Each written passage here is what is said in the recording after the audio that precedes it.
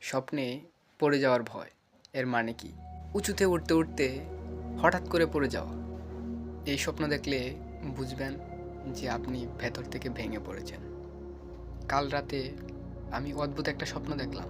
আমি ১০ তলা একটা বিল্ডিংয়ে উঠছি। চিকন সরু সিঁড়ি, চারপাশে ফুরফুরা বাতাস, সব কিছুই যেন ঠিক চলছিল। হঠাৎ আমার পা হটকে গেল। আমি পড়ে যাচ্ছি। ঠিক তখনই আমার মনে হলো এই পড়ে যাওয়া শুধু শরীরের নয়, এটা হৃদয়ের ভিতরের একটা ভয়।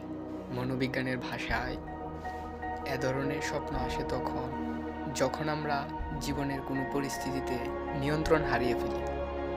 আপনি হয়তো দায়িত্বের চাপে আছেন, ভবিষ্যৎ নিয়ে অনিশ্চিত, কিংবা ভিতরে ভিতরে নিজেকে অসহায় বোধ করছেন। এ স্বপ্নের ভয়ঙ্কর ব্যাখ্যা হলো, স্বপ্নে পড়ার আগে আমরা বুঝতে পারি না যে আমরা একা হয়ে গেছি।